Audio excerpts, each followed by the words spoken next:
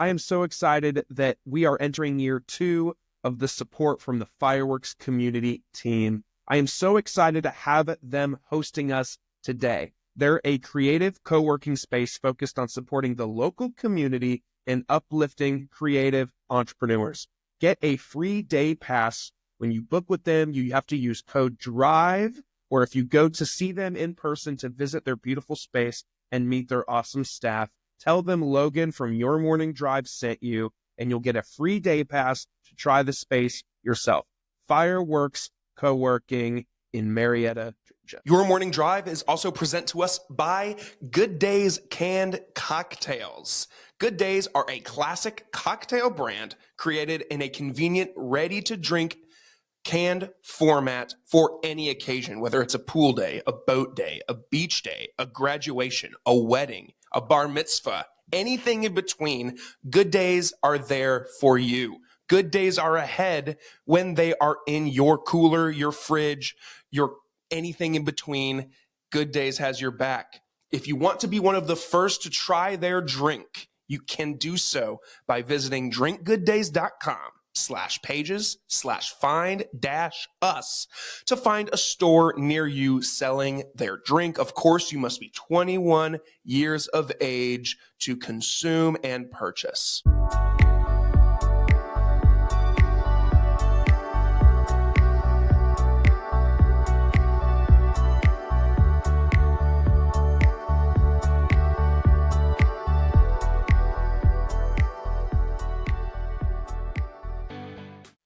Hello, everybody. Welcome back to another edition of Your Morning Drive. I am Logan, your host with the most today, coming to you from the Fireworks Studio in Marietta, Georgia. So glad that you decided to join me today.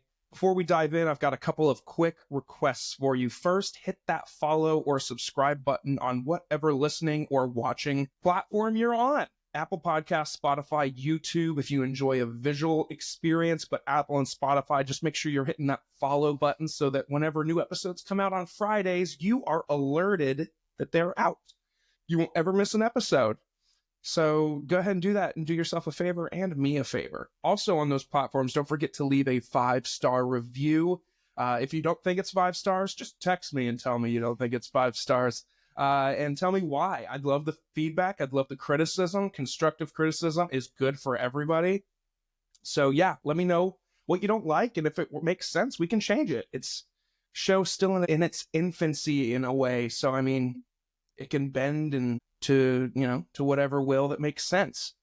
For even more content, you can follow along on Facebook, Instagram, and LinkedIn. You'll find episode announcements, clips, and other things to keep you entertained and inspired throughout the week. Thank you again for joining me today. My guest today is the head women's golf coach at Kennesaw State University, bringing over 12 years of collegiate coaching experience after spending 3 years pursuing a professional playing career. A 4-time Coach of the Year, she has led her teams to 2 conference championships.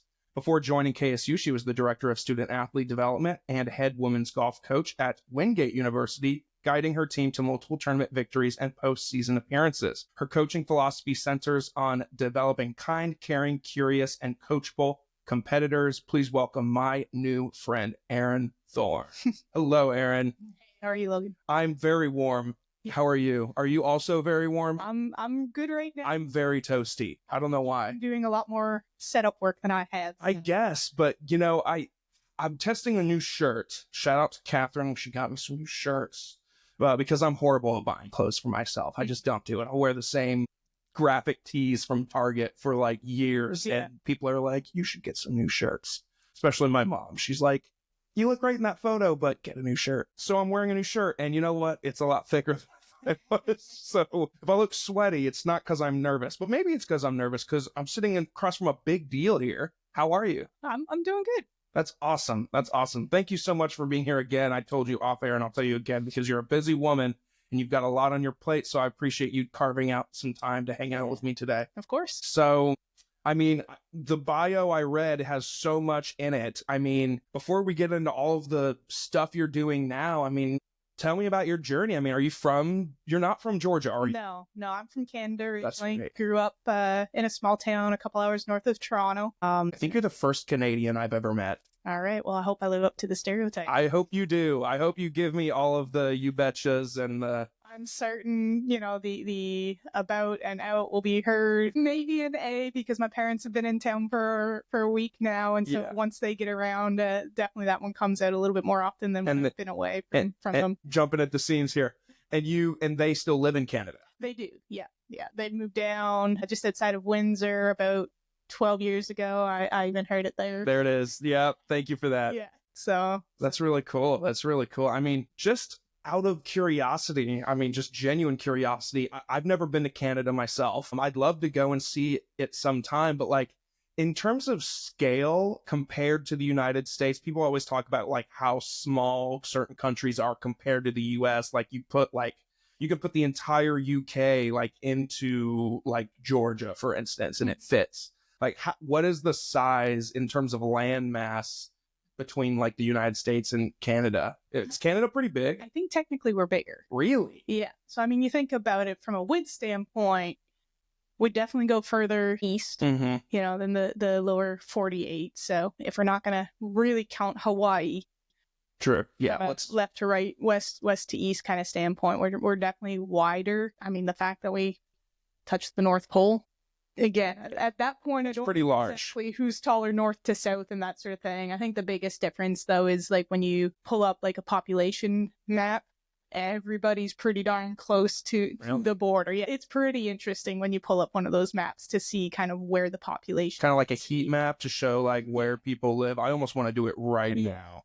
Yeah, that's crazy. I've never, again, like you just hear stories about how people say like, oh, the United States is freaking huge. And I'm like, but like, is it? Because I have no frame of reference. Yeah. Because I've only been outside of the country two times a week from today, actually. Family trip. We're going to, where are we going? My dad planned the whole thing. He was like, we're taking you and your siblings on a trip. It's our family vacation for the next couple of years. We've never gone out of the country as a family before. We're going to Mexico. I think Cancun. Cancun. Our honeymoon was in Puerto Vallarta. And we went to an all-inclusive resort, and I got COVID and was sick the entire honeymoon, which was a ton of fun, especially when you spend money to go on your honeymoon, and then you're sick the entire week. So that was amazing. So this is our family trip, but it's also our little kind of secretive honeymoon redo. And so hopefully nobody gets sick. Full on redo? Yeah, for real. Hopefully nobody gets sick this time, but... yeah, going to Mexico and seeing like you can drive from like Mexico's huge too. Like it's a lot bigger than you realize. It's a lot bigger than I realized as well. You just think of Mexico and I just think of Mexico as just this big bot, and that's kind of how I think of Canada right now. But I didn't know until a few years ago, and maybe I shouldn't admit this publicly, that Canada was just like, I don't know how to describe it. It's just Canada. And it's not like there weren't like different little subset states, I guess you can. We've got our provinces and territories that resemble the states, but they're from a landmass much bigger. Yeah. To even from the town that I grew up in, to get out and only stay in Canada, to get to Manitoba, which would be the next province over, it takes 24 hours. Oh, wow. Because you got to go up and overtop all the Great Lakes and that sort of thing. So yeah, it's quite large for certain. And like the population density stays relatively close to the Canada-US border. Wow, I'm looking at it right now. And it's just like in terms of like heat, like against the border, it's just red and orange, but then it's just like yellow. And then even like white, like up to the northern parts of Canada. And it looks like, this, again, I'm just showing how like geography not intelligent I am. But is Canada broken up into several, like, there's islands, right? Am I north? Yeah, way up north. Way up in the territories as things kind of piece together. There's, the passageway that believe Canada, US, Russia, certain China got in there at some point. Yeah, or like, who has the passageway. For sure, my lovely wife, who is an educator, is listening to this, and she's like, God, my husband's an idiot. But hey, You're curious. yeah, I'm curious, and I just don't know. You always hear people, and you see people, especially on social media, just like traveling. And I've always, my whole life, just been like, who cares? I don't need to leave the U.S. The U.S. is cool. It's got a bunch of cool things that I haven't seen yet. But as I've gotten older, I'm like, I want to see how other countries live. Yeah. Like, I want to see how different we are from the rest of the world. And like going to Mexico was an eye-opening experience. Sure. Like going from the Puerto Vallarta airport to our resort, which was an all-inclusive thing, I was like, this is a third world country. Like it felt like I felt almost, I don't want to say bad, but like just driving in this taxi, Uber, whatever it was, our transport, just looking around, I was like, goodness gracious, I feel like we're in this, especially Puerto Vallarta. Like I know other parts like Cabo and Cancun, they've all been like, I don't want to say touristified or whatever, but I was like, man, Puerto Vallarta, it feels very poor here, like very poor. Yeah. But either way, I'd love to go to Canada. I mean, so many things I'd love to see up there. It'd be super cool. Yeah, for certain. Do you miss it?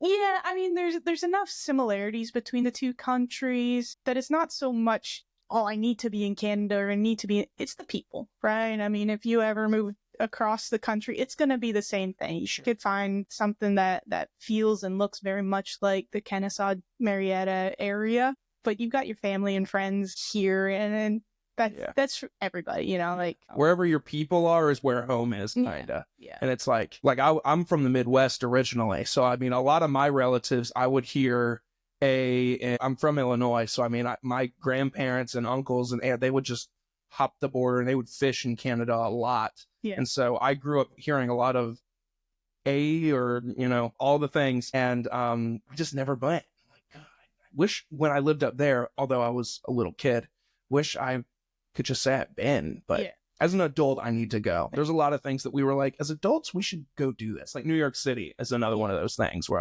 I'd love to see that as an adult. Because the last time we went, I was in like middle school, high school, and I felt like I was just like overwhelmed of like, I can't have any fun here for the most part. Yeah. But now, like, I want to go and experience it as an adult. Yeah. Yeah. I've been twice. Once was my sister's graduation from veterinary college.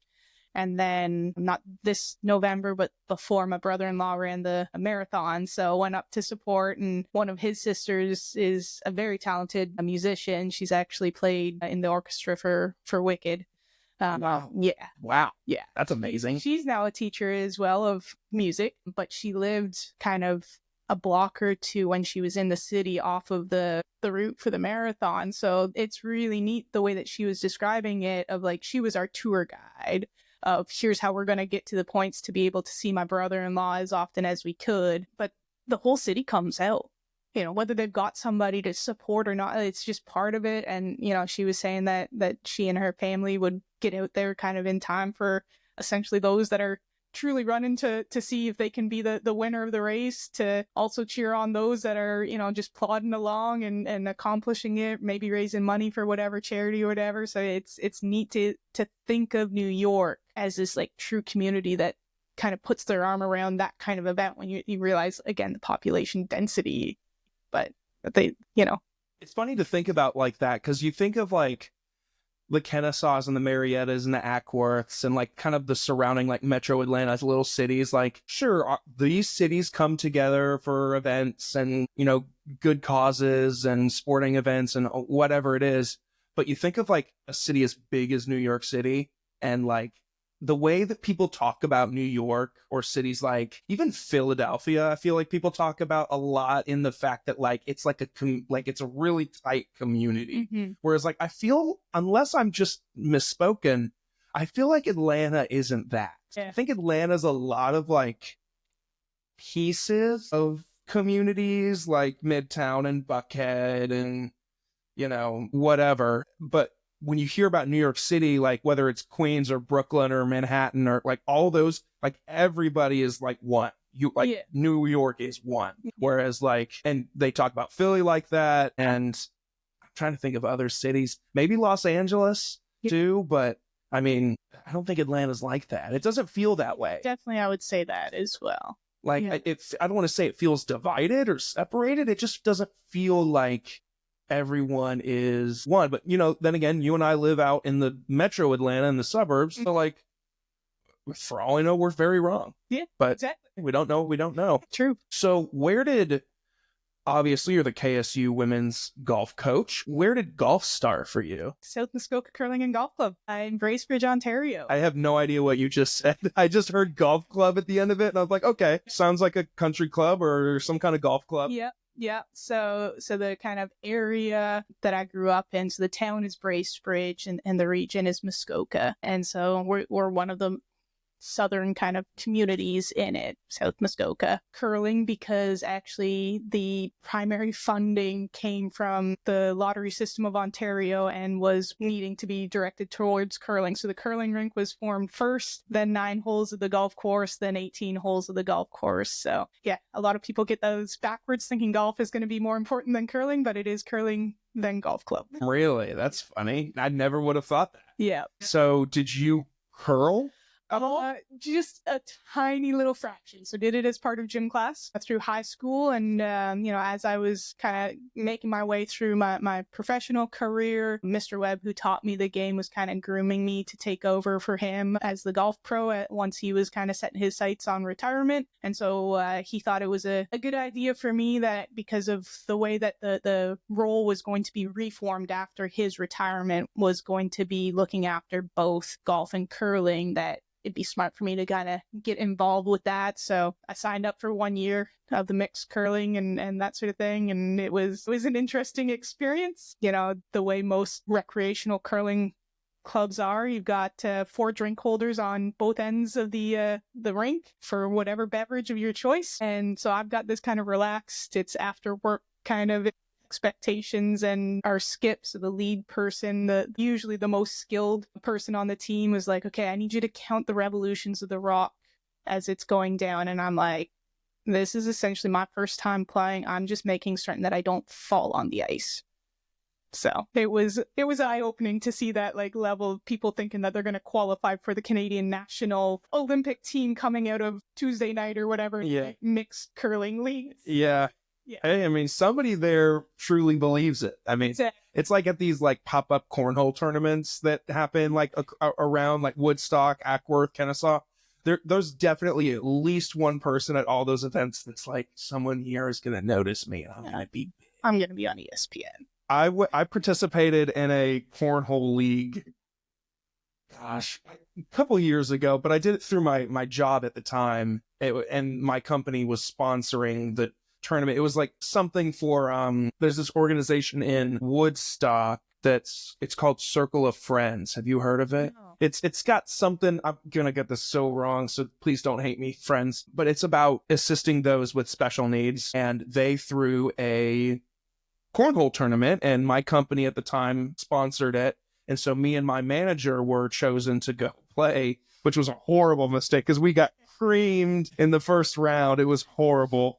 Because we were there, it was pitched to us as a very casual neighborhood tournament, but there were dudes there with jerseys on. I was like, bro, you got a cornhole jersey right now? And like, they're warming up on their end of the board and warming up on theirs, and we're just watching them, and they're just sinking in the hole every single time.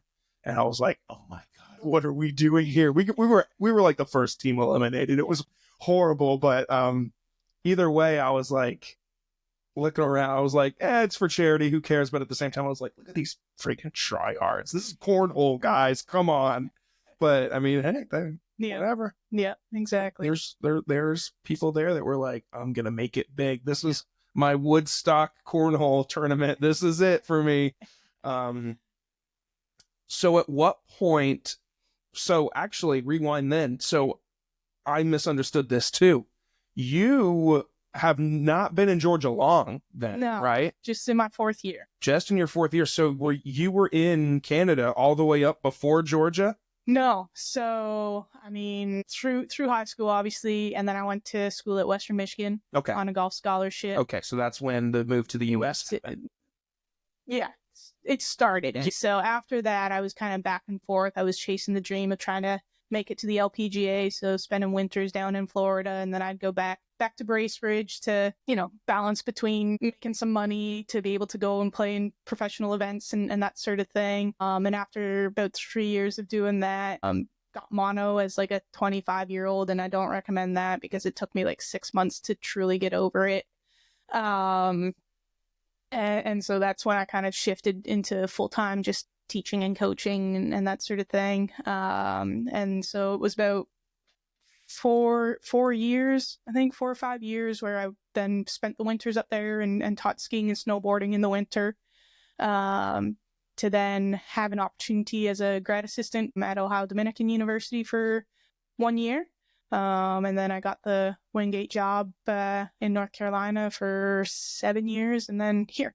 Okay, gotcha. So at what point during like middle school, high school, at what point were you like, okay, golf is more than just something I'm going to do casually with family and friends to like, I could actually take this somewhere? What was that moment? I don't know that I can really pinpoint a moment specific with golf. I was actually, I think, lucky number 13 out of our golf course to get a scholarship down to U.S.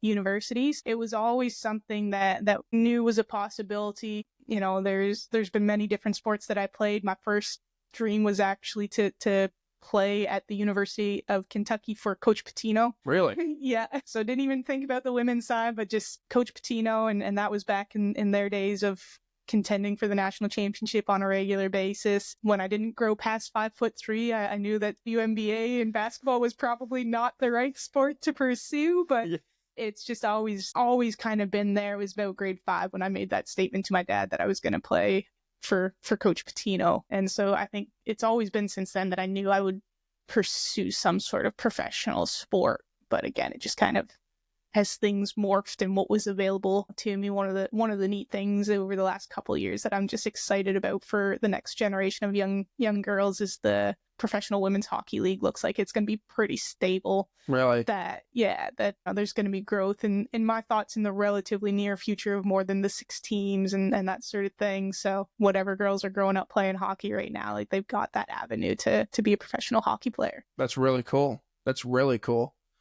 From a golf perspective, this is just a random throw-out question because I've got golf on the mind because I played yesterday. Awesome. Me too. It was a wonderful day. It was incredible. Yeah. Where'd you play? Dogwood. Okay. Yep. Okay. Yeah. I played at Woodland Hills in Cartersville. Yeah. And I played like garbage. It was horrible. As a professional, as someone who's coaching golfers in university, do you still have those days where, I mean, like you're out there and it feels like you're a noob again? Gosh, yeah. Yeah. Really? I mean, it's so in my time frame of when I first started the process of getting my Class A status through the PGA of Canada, they've shifted around the acronym of their name. So when I first was joining the association, it was Canadian Professional Golf Association. And so the joke within the industry was when you join that association, it's can't play golf anymore because you're just so busy. Oh, okay. And so it's again one of those misnomers of, whether you're coaching at a club setting or even coaching in the collegiate setting. I'm not touching my clubs a whole lot. When I finally get a chance to touch my clubs, generally that first round or two, you just got to be okay with some ugliness and then the rest will knock itself off eventually and that sort of thing. So you just kind of keep those expectations in check, still have the understanding that, I can play this game even though I haven't been working at it. But also kind of giving yourself grace when one shot or two doesn't kind of go to plan. Yeah.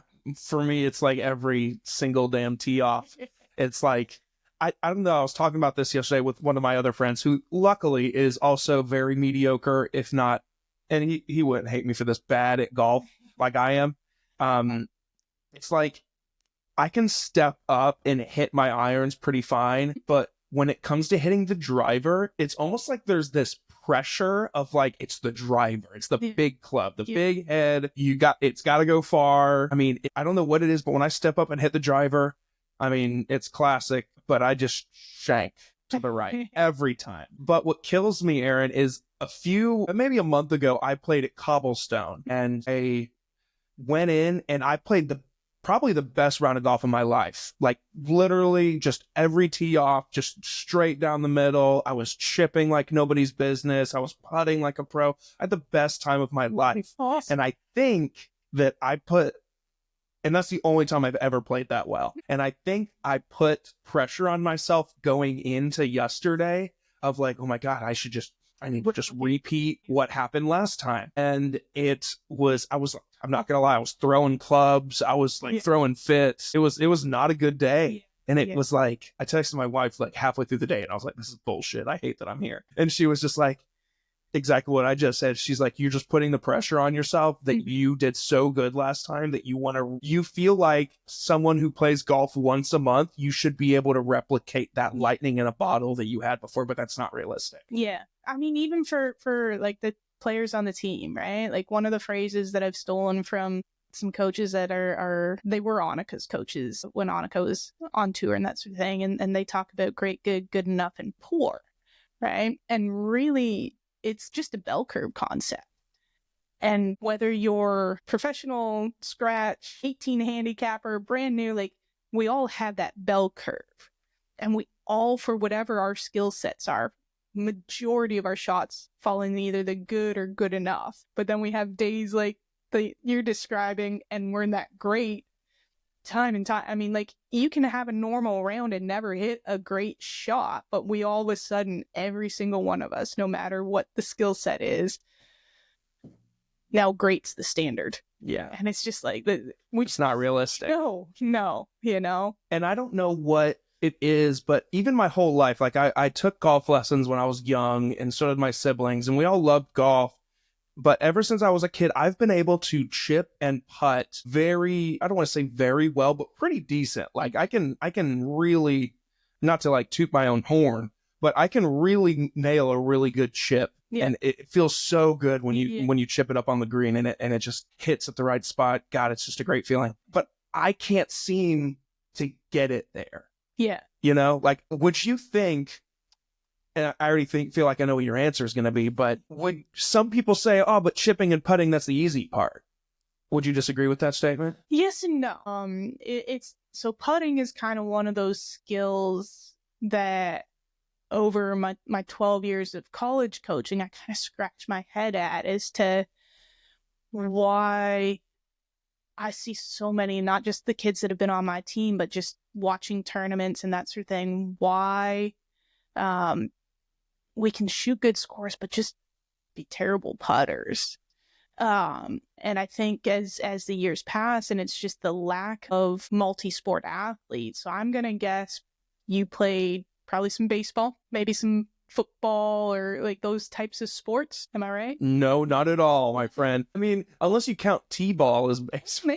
I played t-ball. I played like one semester of soccer. Let's not talk about that time of my life. It was not great. And I ran track, and I wasn't a very big athlete growing up. So like now, as you might be the outlier to my theory. Oh yeah, hit me with it. So like I grew up playing everything: basketball, hockey, soccer, everything. My mom was a phys ed teacher, so after school, that's where we hung out and developed all of our athletic skills. Putting, and especially the component of speed control, so just getting the ball to stop close, is like one of my best skills. And I look at it from a standpoint of, again, I had those dreams of basketball, 5'3", so guess what? I was the point guard.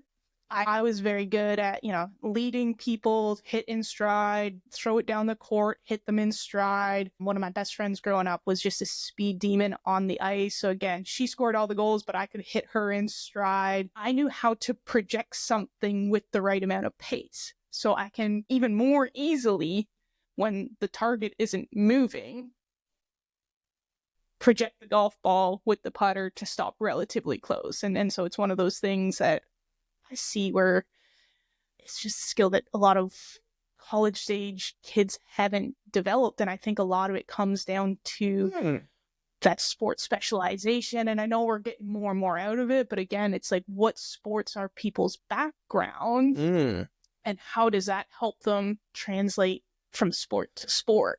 That's a really good theory. The guys that I normally play with, I know for a fact that 2 of them played baseball. One of them played and still kind of plays pickup basketball a lot. So they have that ability that you're thinking of. Whereas most of the sports I played were not like I swam for a while. I ran track. I didn't have that ability to set pace like you're talking about. Yeah.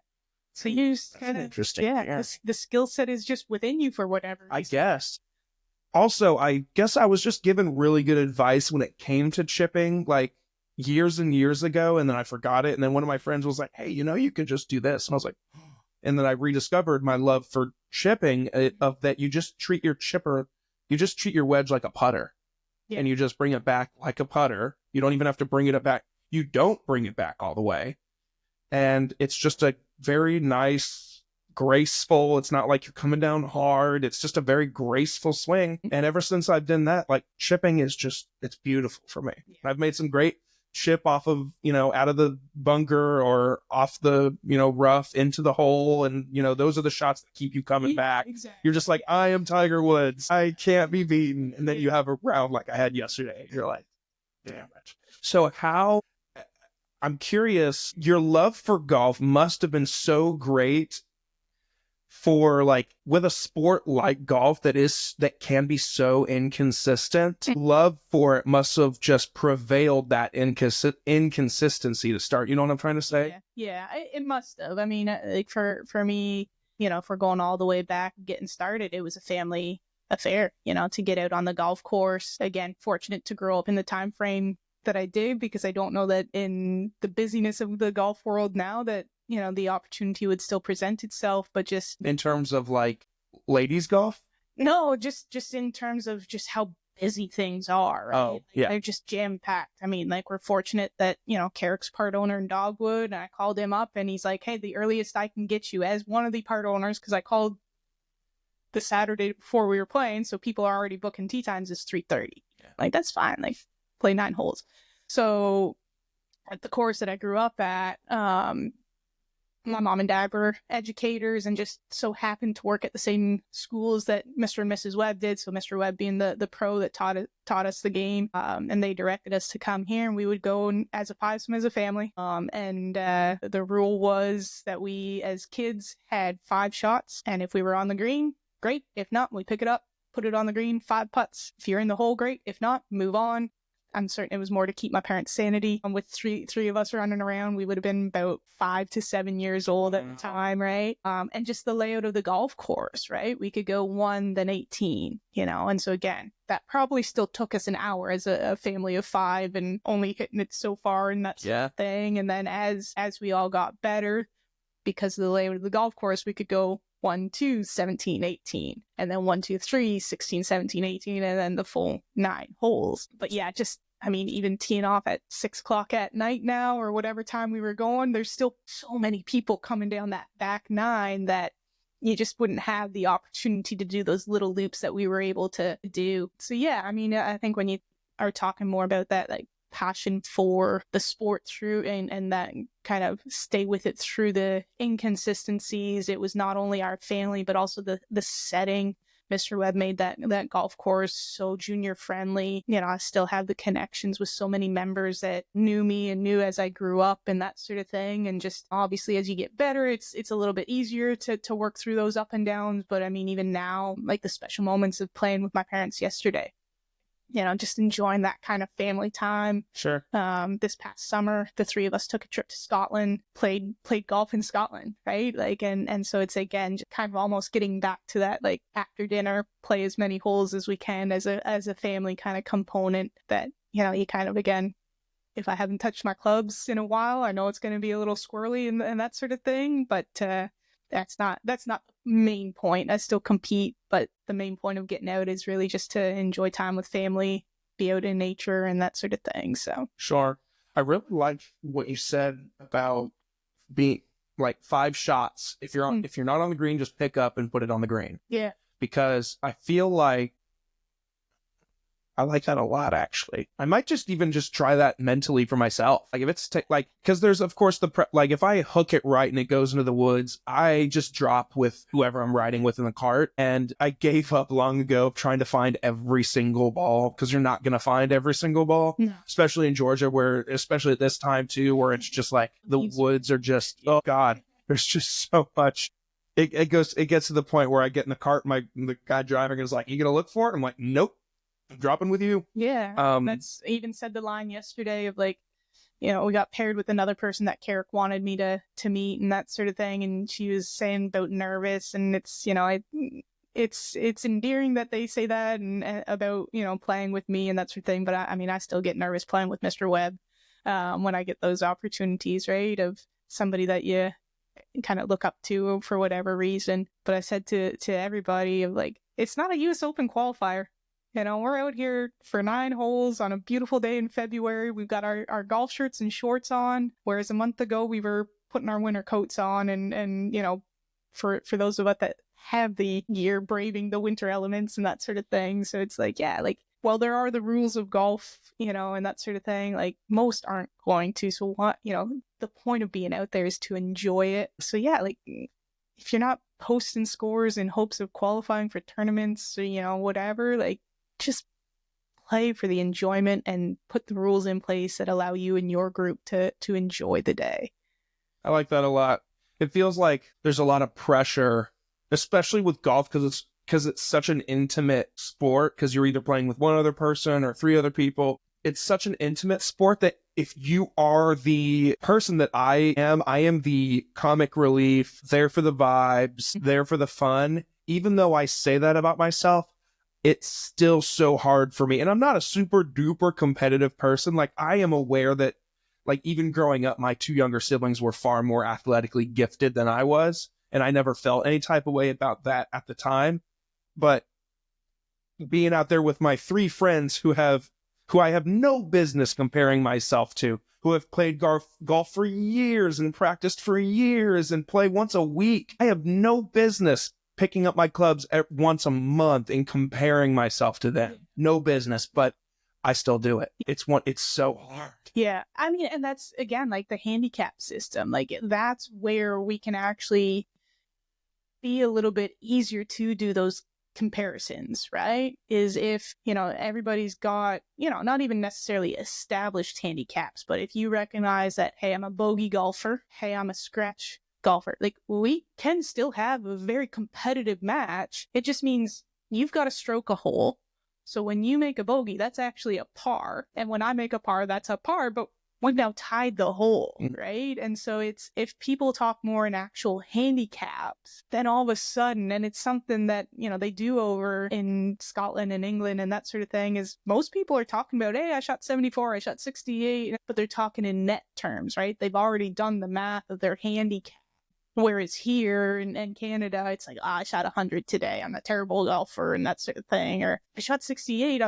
Okay, like if that's 68, like with what my handicap is at this point, because again, I don't practice a whole bunch. I'm about a 2. That's technically a 66, So I think it's one of those things that, again, if we were more to talk in terms of handicap, then when we do start to compare ourselves to each other, that's where, you're not going to beat yourself up as much, as opposed to if your buddies shoot 80 and you shoot 100 and you're like, wow, I'm 20 strokes behind. Like, yeah. It's more like they shoot 80 and I shoot like 115 or 120. But still, like, I like that you put it that way. And it's, of course, easier in this moment, sitting with you, easier said than done. Like, oh, yeah, next time I'm just going to go out there and have fun. Which, honestly, Erin, I think that's what I did, not this last time, but the last time, is I went out there with no expectations. And you're going to say that.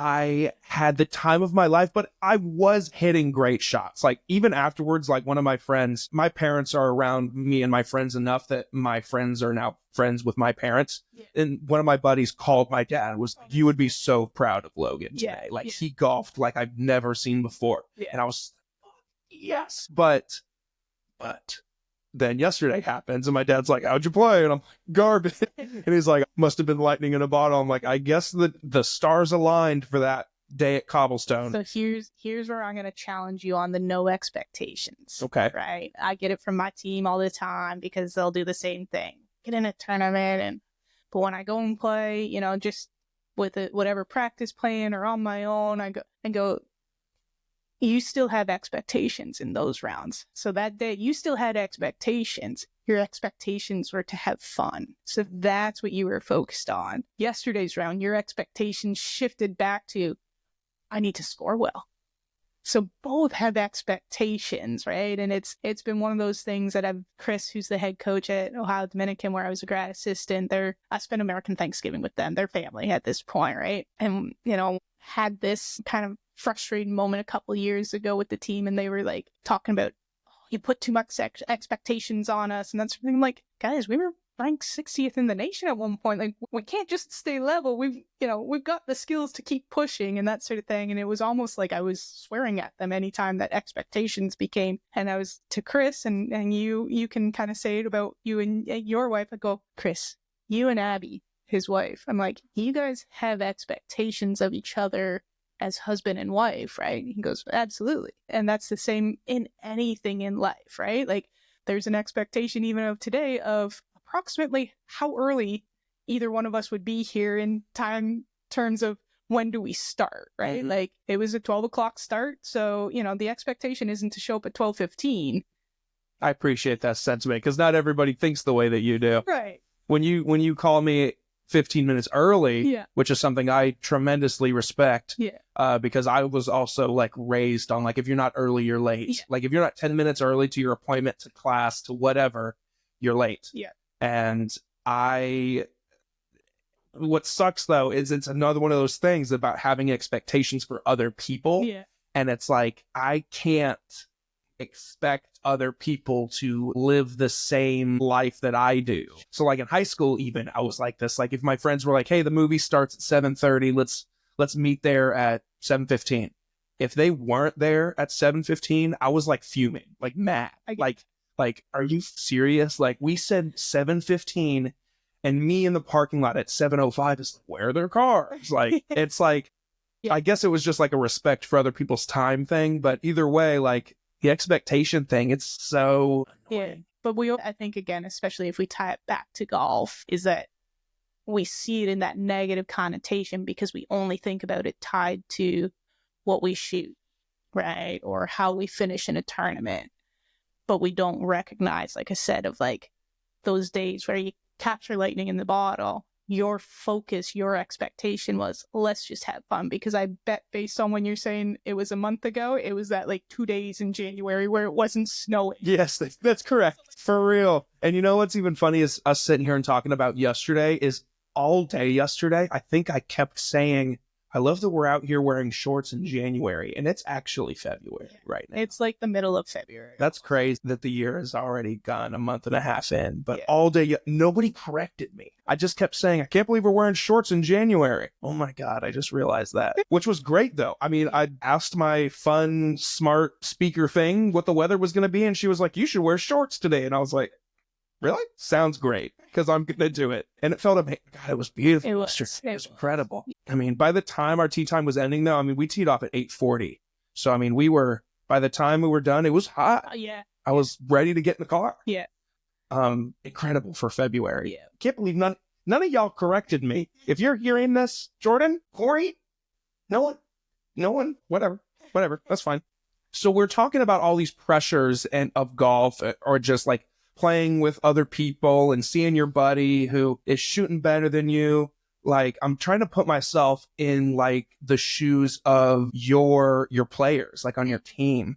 So how do you help them? Because golf, of course, is physical, of course, but it's a huge mental sport as well. How do you help students manage that pressure and develop resilience on the course, but also taking that into their personal lives as well? Yeah. So, I mean, I'm a little bit of a data geek. Okay, hit me. I love data. Yeah. So really at the start of my college coaching career is when Mark Brody came out with Every Shot Counts, and it's the strokes gain data that if you're listening and watching things on TV, that's what they're referencing more and more now. And it's a much better, there's still holes in it, but it's a much better way because you're comparing more like apples to apples.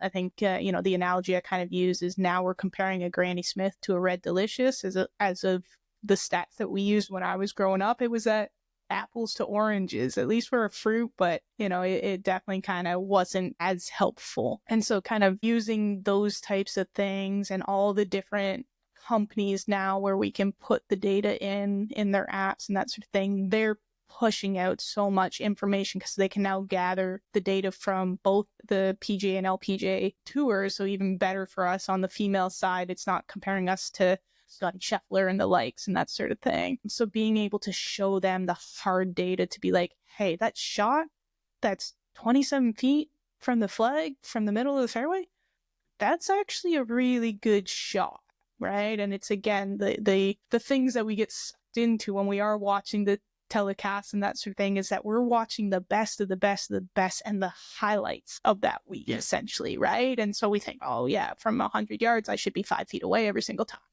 No, you shouldn't. If you were, you wouldn't be where you are right now. Right. You'd be with them. So those types of things to kind of, hey, yeah, just accept it. Talk about that great, good enough concept. We use our sports psychologist, Dr. Lindsay. She comes out to practice once a month. I encourage them to have one-on-one times to dive deeper into conversations. But yeah, it's really just that, it's okay to have the belief when you stand at that shot that I have the skills to stuff it in there, but then have the grace afterwards to recognize that, again, a 30-foot away on the green, we're good. We're all right. Tiger Woods missed like 20% of his shots when he was in his heydays from like 100 yards. He missed the green 20% of the time. So again, it's just having, talking them through, yeah, it's fine to have that initial reaction, but then once you take that breath, recognize that you're fine. Yeah. You're not going to be 5 feet every single time. Yeah. That makes sense. So Kennesaw, how did that happen? So you were in North Carolina. I was in North Carolina. So was actually that final year, both the men's and women's golf coach. It was just too much for my personality to deal with that many 18 to 22-year-olds. Oh, you coached both teams? Coached both teams. Oh, wow. Yeah. Good Lord. Yeah. So that's a lot of kids and a lot of golf. Exactly. And it's kind of one of those interesting things that I don't think that many people really realize of. We've got probably the largest quote unquote playing facility when you compare it to like football and basketball and that sort of thing. And yet generally there's like one, maybe two, and yet you could be 4 miles apart from your players.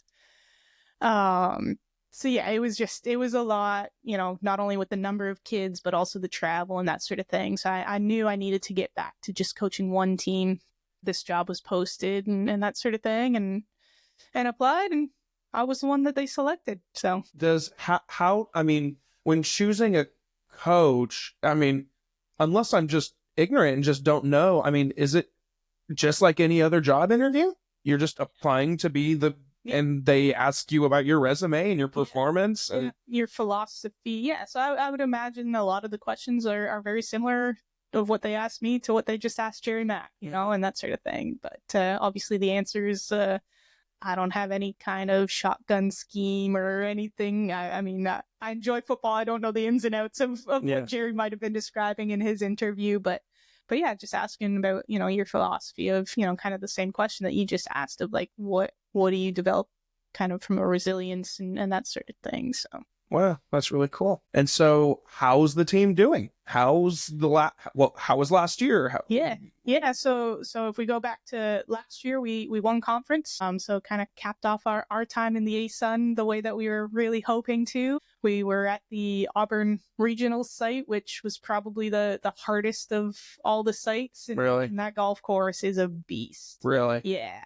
Yeah, it is a daunting task. Even Bryant takes the men's team to their Auburn tournament a couple times, at least since I've been here, and even he was saying for them, it's a tough course. Proud of what the girls did and that sort of thing. We had 4 seniors that graduated, so we're a very young team this year, and it's just kind of a time component, but I was able to put together probably the strongest fall schedule. So right, wrong, or indifferent, don't really know, but it was a kind of push our freshmen off the deep end kind of experience. We essentially played 4 regional sites in the fall, so very strong courses, very strong fields, but they managed pretty good, especially, I mean, if you can remember back to your freshman fall in particular, the head spinning of trying to figure out everything, and on top of that, they're all coming from outside the country. So not just how do I function at university away from mom and dad, but how do I function in a different country without mom and dad? We've got our first spring tournament under our belts already, and they played well. We got a couple rounds under 300, which is really awesome. Under 300, like as a team? Okay, yeah. Okay. And is 300 like a benchmark, kind of? Yeah, so our program record for the season is just over 294. So with our youth and that sort of thing, if we can be posting even 298s and that sort of thing, that's really kind of the step in the right direction. Right, it's where you want to be starting. Yeah, start off there, and by the time they're seniors, hopefully it's sub 294 and breaking records and that sort of thing. We had our first Conference USA Golfer of the Week award. So yeah, it was a good week to get started. Enjoyed the warmth of Florida after, what January was. And a great way to get the spring season started that I think will really help their confidence as we move forward throughout the spring season. That's really cool. Good to hear. As a former Owl, someone who went to KSU myself, it's good to hear that the school's doing well in the ladies golf department. We love to see that. Hootie hoo. Funny enough, I just interviewed the woman who coined the hootie hoo. Really? Yeah. Really cool. Really cool. Like, she was like, I don't want to say it was just me, but like nobody said it. And then I said it, and now everyone says it. Yeah. I was like, okay. Interesting. Well, but either way, yeah, I mean, it's so crazy. Even I graduated from KSU in 2019, but even just my time as a real adult since then, I say that in quotation marks, because sometimes I'm like, am I an adult? I don't know. It feels weird. That first few years after college, you're just like, what am I? As I say that out loud, 2019 was like 6 years ago. Yeah. That's freaking weird. Yeah. KSU's grown exponentially. And even when I was there, they were like, oh, it's grown so much. But now, God, it's a behemoth. Yeah, even just the 3.5 years that I've been here, the changes that we've seen and the changes that are coming. Good stuff coming? Good stuff coming. Really? Yeah. Well, I mean, the baseball field's brick by brick, it's going in, and it looks pretty awesome. It does look pretty awesome. Yeah. That's right. Yeah, I mean, KSU, 10 years from now, what's KSU look like? Yeah. I want to get your opinion on what's your perspective on how women's golf, or women's college golf rather, because that's your arena right now. How has that changed since you got out of college? So this is the line I actually got to use even at our last tournament. So we had a pretty significant fog delay. So the girls couldn't, we were having to essentially wait until the rangefinders could function. I was wondering in my head, what is the purpose behind a fog delay? Rangefinders can't operate. That being one of them. And then the thickness of where the ball actually goes. And true. Right? It's the primary. And so one of the girls came up to me, and so we get pin sheets as well, right? And so it says, okay, if the green depth is 30 and it's on 7 and 4 from the left, then you've got an idea of where it is. And obviously, easy math to know that 30 divided by 2, 15. If it's only 7 on, it's 8 short of center, right? And so they come up to me while we're in this fog delay, and they're like, okay, so they're kind of going through that of they're already thinking of my rangefinder isn't working. I couldn't shoot anything on the range during my warm up and that sort of thing. And they're like, okay, so we walk it off from the marker in the fairway, and that's to the center of the green, right, coach? I'm like, yep. And then I'm like, yep. And you could just see the gears turning. And one of them was like, oh my goodness, like, we're on the PGA Tour. I go, no, this is just my college experience. So rangefinders weren't legal until after I graduated. They weren't legal? Yes. A rangefinder was an illegal practice? Yes. So we had to do all that pacing off the entire time. I had no idea. Yeah. So all my junior golf, all my college golf. Men's golf too? Oh, yeah. No shit. Yeah. Holy cow. I had no idea. No, not even from that perspective. I just never knew that they were at one point illegal professionally as well. Oh yeah, I mean they still don't on the tours. I think during the PGA Championship they allow them now. But yeah, I mean the guys, they'll use them during the practice rounds and get numbers and that sort of thing. These are walking everything off for them. Yeah. Wow, I had no idea. You learn something new every day. Good Lord. Yeah. I can't even imagine not using a rangefinder. Being like, oh, that looks about... Well, that's, I mean, again, like when they were first coming out, I can still remember standing on the fourth tee at South Muskoka with one of our family friends that you know, and he was one of the adults and that sort of thing that played bunch with my parents. And he was an easy target to always pick on.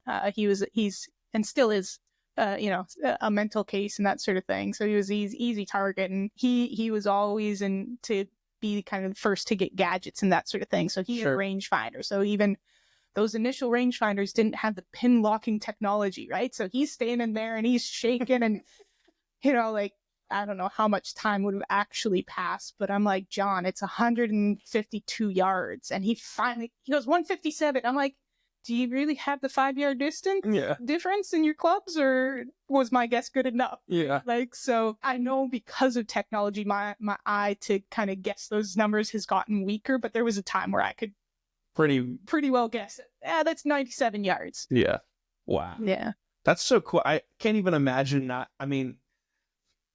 that's so fun. So fun. I love fun facts. That is a fun fact. Rangefinders, wow, I can't even imagine. Yeah. When they first came out, was it kind of like how, like, I don't want to say old people, but it's like the elderly, like, look on, like, enhancements that we now have and think like, oh, back in my day, we used to actually do the math and, you know, like... I'm certain to a certain extent, but like I said, John, he's my parents' age and he was one of the first to get it. Obviously, he's got the disposable income. He was retired at that point. True. Then, so it's like, you know, kind of that balance. What do you think is the biggest, besides the whole comparison piece that we talked about earlier, what do you think is one of the biggest challenges that the girls face today? Besides the comparison piece, because I feel like comparison, even out off the course, just everyday life comparison in the age of social media that we're in right now, like, it's like I said, we have no business comparing ourselves to certain people, but we do it anyway. Yeah. I don't know that there really is anything besides that, because it is so encompassing of what you shoot, what your swing looks like, what, you know, grade you got, what person you're dating, what... Yeah, I don't know, because it's applied to so many different, that it's just that constant, okay, we gotta worry. It's the same conversation, but a different topic. Yeah.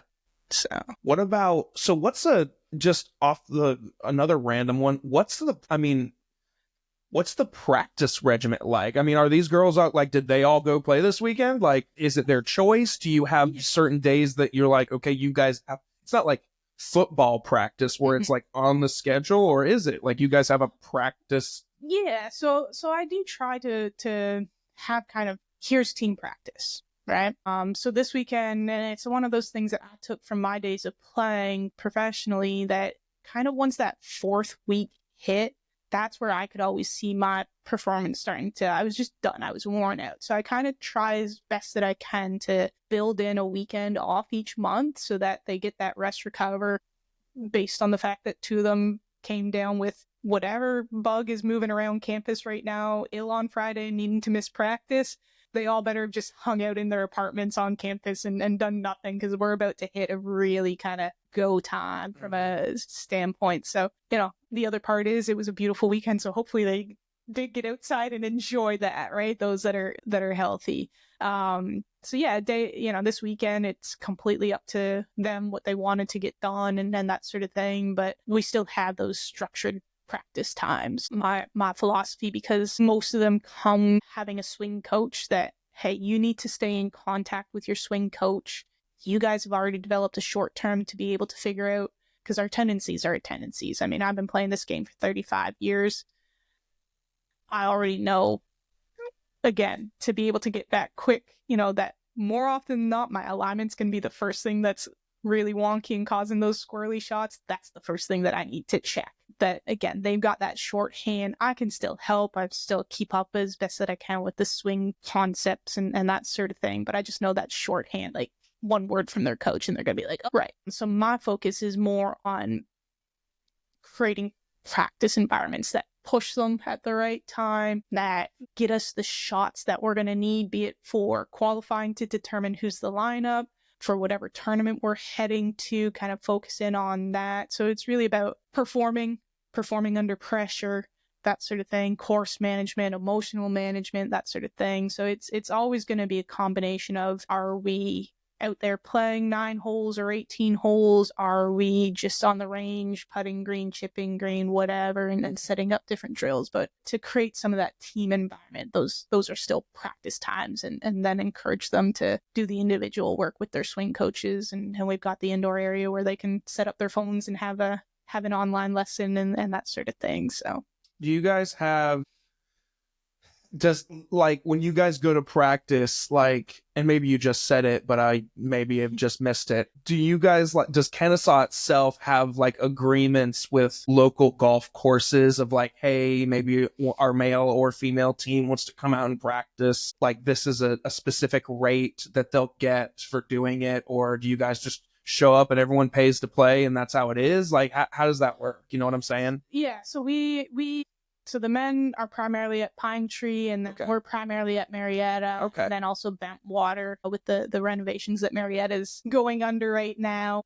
So from a budgetary standpoint, we're able to cover the costs of kind of limited memberships to have access to the golf course, the practice facilities, and that sort of thing. So yeah, they just show up, and even a day like today, if one of them wanted to go out to one of those courses, it's, they make a tee time like normal, not paying anything extra. And so it's, above and beyond just when I'm saying, hey, let's go practice. Yeah. That they have access. Cool stuff. Do you guys, this is a very dumb question, so I apologize in advance. Do you guys, like, do you ever go putting or anything fun like that? Like, do you ever do like stupid, like, or I don't want to say top golf is stupid, but do you ever do things like that also that's kind of like more than just being on the course, and it's like, hey, we're still playing and we're still practicing, but there's still like, there's like a fun aspect of it. Not that they're not having fun. But well, hopefully they're having. Yeah, hopefully. If not, they might be in the wrong sport. Yeah, that's on them, right? Like, yeah. You can't force them to have fun, and sure, their definition of fun might be different than my definition of fun too. So, we really haven't done any of that as kind of part of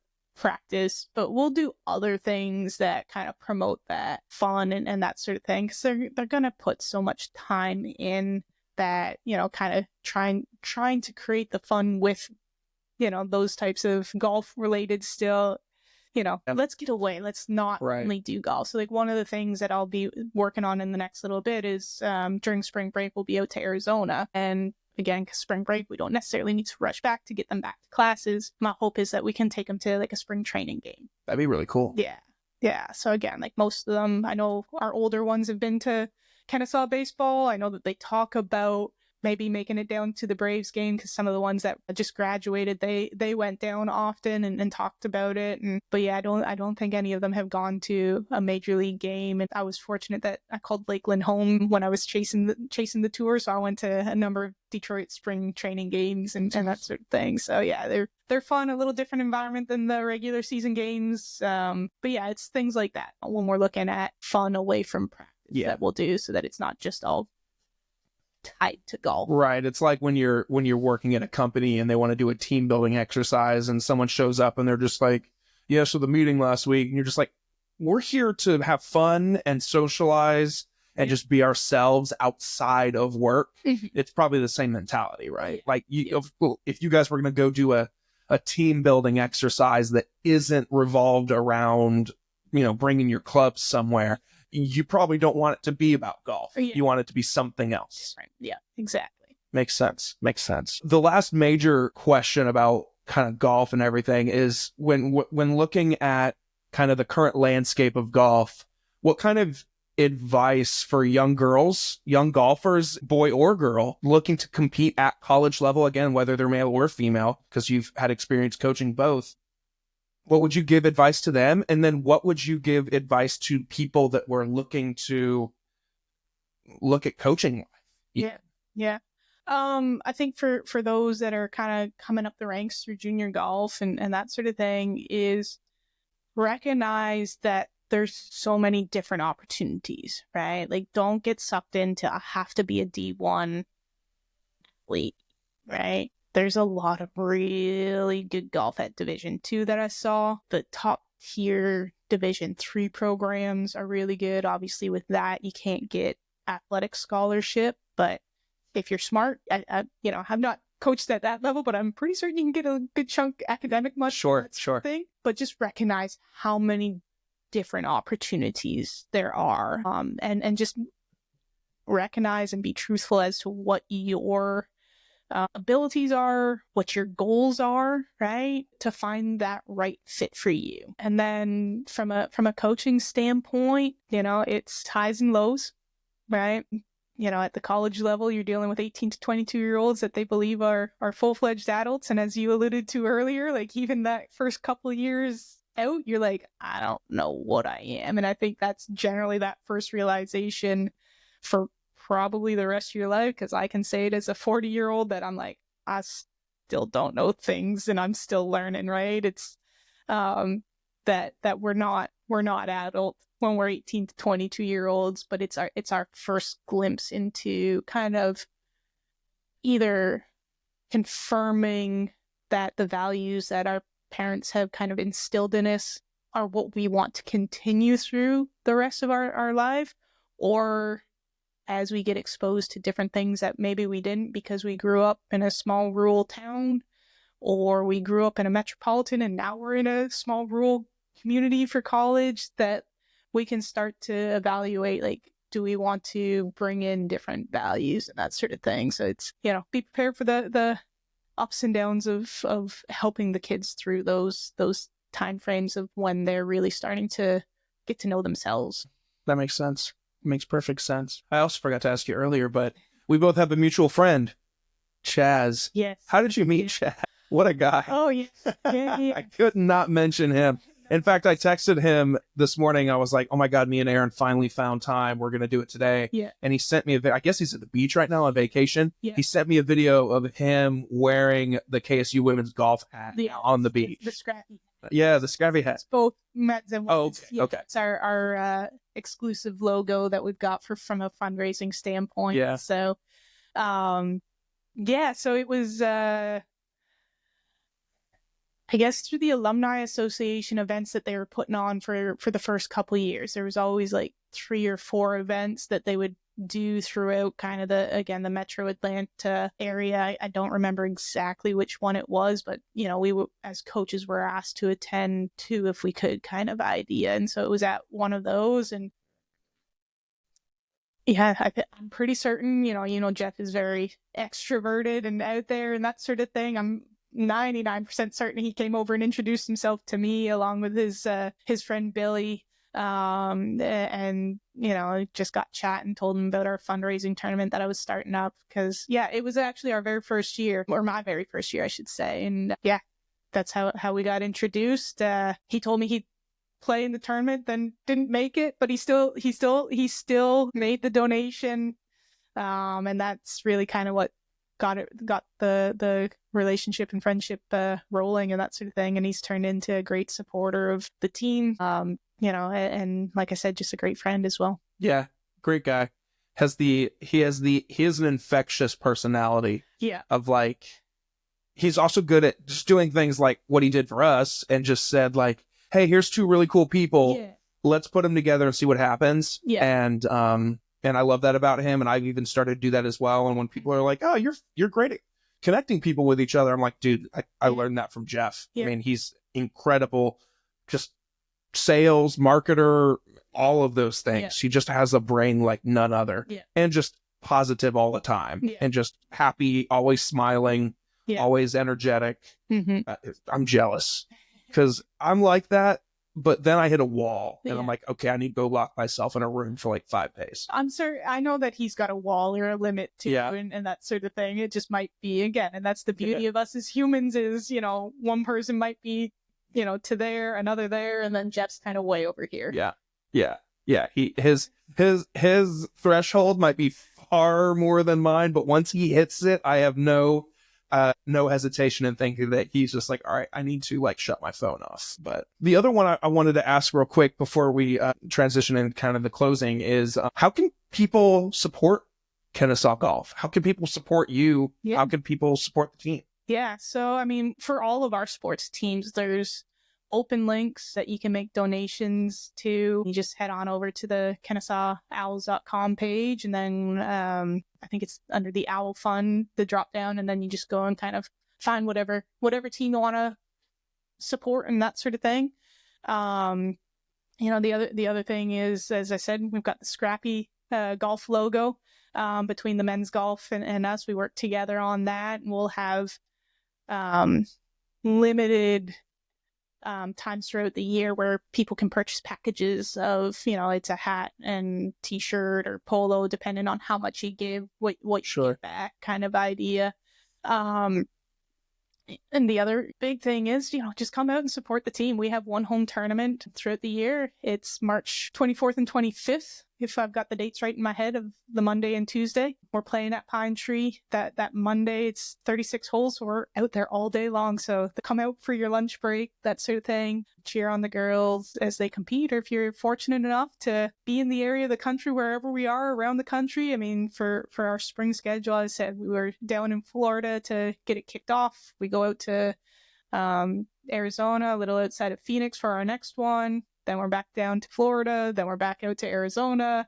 Then the home one, then South Carolina. So we're really all over. And so if you've flown the nest as an alumni in a different part of the country, but we happen to be there, come on out and support them that way.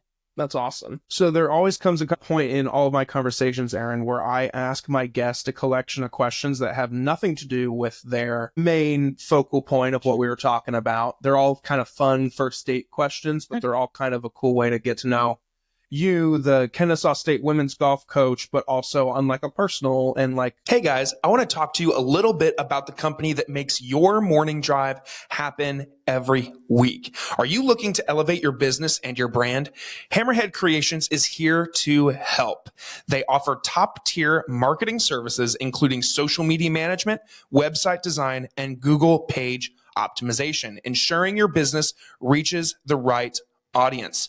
Whether it's a side hustle or your full-time grind, their expert team, me, is ready to help you grow. Plus, if you're into podcasting like me, Hammerhead Creations offers full support for both in-house shows and external podcast creation. From concept to production, we will help you bring your ideas to life. Visit www.hammerheadcreations.com and discover how we can take your business or your podcast or both to the next level. Hammerhead Creations, swim with the big sharks. everyday level. Yeah. You know what I mean? Yeah. What is your favorite movie? Oh gosh, these types of questions. Oh yeah. First date, let's go. I can't even tell you the last movie I actually watched. It was probably a Christmas movie. So let's go Christmas Vacation. Hey, there you go. I actually quoted it the other day while we were talking with our sports psychologist. So yeah. How many, total side note, when you guys are out there playing, how many Happy Gilmore quotes are quoted like a day? Ooh, Not as many as you would want, or I mean, I don't even know. Pretty serious tone when you're out there. Yeah, I don't know how many of them have really watched Happy Gilmore. I mean, they're young enough that that's true. Dang. They know of, but it wouldn't have been one of those that was on like repeat kind of. Right. Yeah.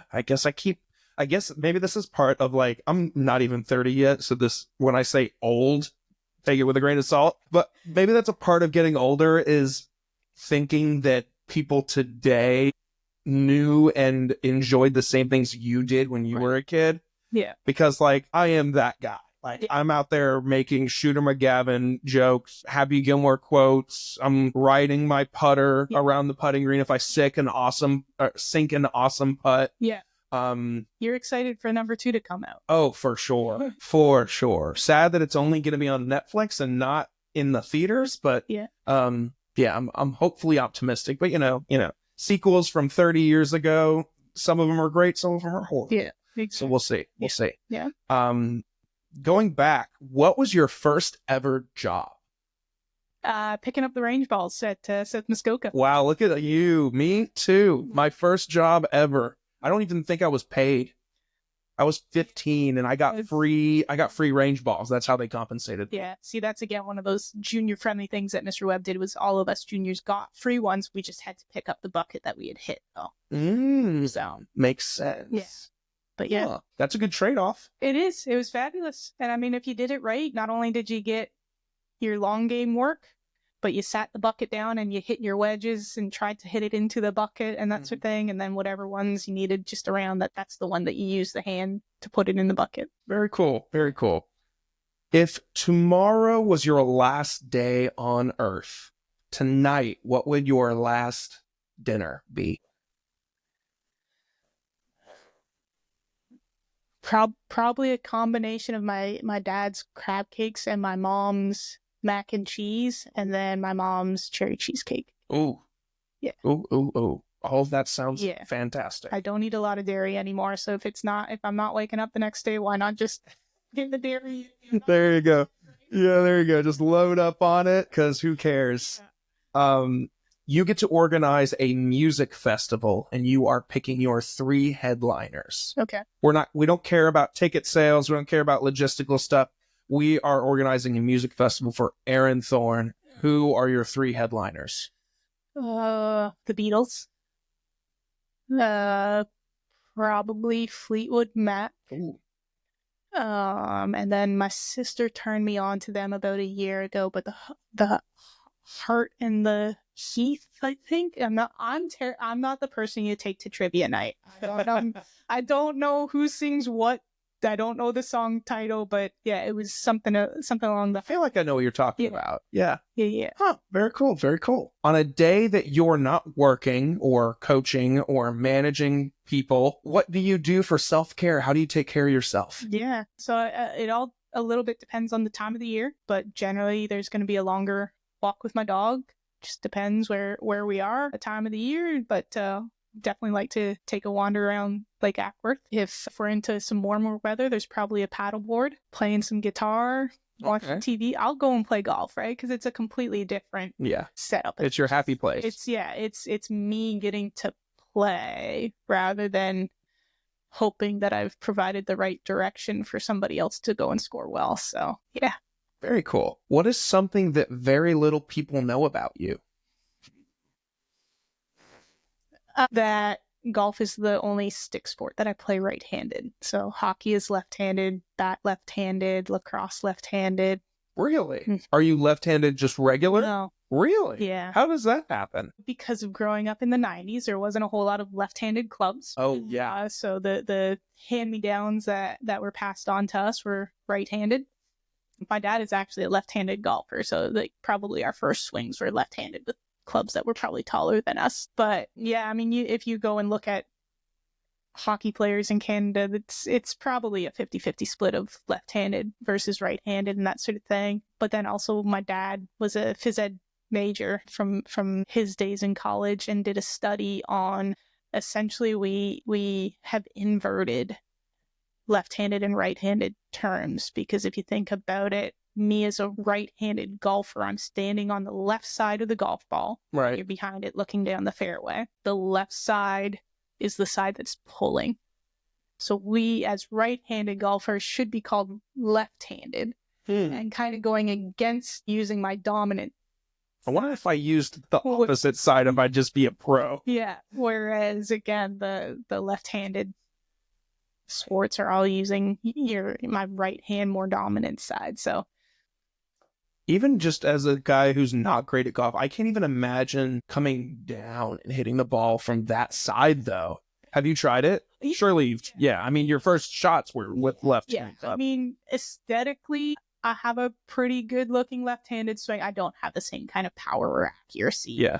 But I'm certain if I wanted to put in the time, I could figure it out decently well. I really wish, now that I think about it, just out of like a fun golf fact, I wish there was a camera with me yesterday, like filming me, because I somehow managed, this is just a fun fact for you, I somehow managed to smack my driver, really crushed the ball, so I felt good about that, but the ball flew out maybe 300 feet, smacked a tree, and came literally right back and sat right back in front of me. Yeah. My friends were like, "You are the only person who hits boomerang balls." Well, I mean, I've seen worse on social media where it actually goes behind them as to where they've been standing. So yeah, there's people worse than you there with that kind of stuff. Thank God. What's your biggest fear?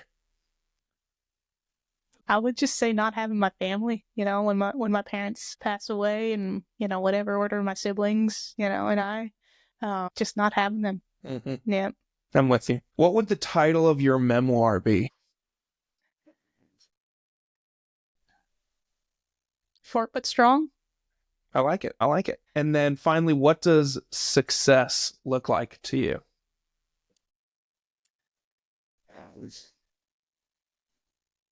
I think it's just, being in a place where you can pursue your passions, impact others, be happy. Did you ever think at a young age, I mean, how cool is it to be able to say that you took something from when you were so young in a sport that you care so much about and you get to help other people do that every day? Isn't that kind of like, as you were talking a minute ago, I thought of that and I was like, that is so cool. To be able to do that thing that you love, with other people, but just as your full-time job. Mm-hmm. Like you get to, I mean, that's incredible. Yeah, I mean, as I said earlier, both my parents were educators. A lot of the members that we hung around as family because they were also teachers, so they might have taught at the same school as my parents, or just kind of, again, those connections. And then the kids all in about the same age. If you asked 7-year-old Erin, what are you going to be? And I was like, I'm going to be my mom.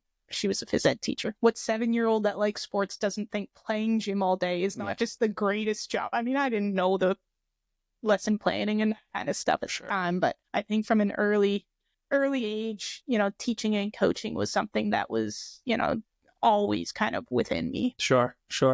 Makes sense. Well, now, I mean, maybe I got a little ahead myself earlier when I was asking how people can support the university and the golf program and all those things, but now's your time to advertise. Plug what you want to plug, whether it's socials or, again, the university, the golf program, whatever it is, plug what you want to plug. Yeah, so again, we've got some opportunities from a team standpoint. Would love support for them. We've also got our fundraiser in April. You can sign up a team and support that way. On the side, I've got a little side hustle going of a combo of a garage golf simulator, and then I've also started to do some art with golf and that sort of thing. So you can check out Erin S17 on Instagram, and happy to do any kind of custom art that you can come up with as well. Really? Artist here? Yeah, a little bit. I mean, it's smacking golf balls at some canvas, so it's really it's fun. Yeah, that's really cool. Go ahead and check out my page. You'll see some posts. Posting one tomorrow that's Augusta themed. So yeah, that's really cool. Yeah, I'll check that out. Guys, go ahead and visit those links. I'll put them in the description, whether it's for the university, her social accounts, whatever. I will throw links in the description so that you can, either donate, participate, whatever it is, to all of those different things. I'll make sure they're in the description so it's easy to find. You won't have to go and search for them. You can just scroll down and see those links there. Again, thank you so much for spending time with me. This was so much fun. I learned a lot about the game, about you, about KSU, about rangefinders and all kinds of things, Canada, and all the other things we talked about. So thank you so much for your time. I do appreciate it. I'm sure we'll be crossing paths plenty of times in the future. Yep. I've already got some things in mind that my little brain is cooked up slowly, so I'll tell you about those later. Yeah. But yeah, I just really appreciate your time. No. You could have been playing. It's a beautiful day today again. A little cooler, but I mean, you could have been out playing again today. So I appreciate your time. Yeah, no, it was fun for certain. Good. Guys, again, those links for Erin and the stuff she supports is in the description. My links are in the description if you want to support as well. As I said at the top, Facebook, Instagram, LinkedIn, all the socials. Check out hammerheadcreations.com for marketing needs. And we'll see you guys next time. Appreciate you. Take care.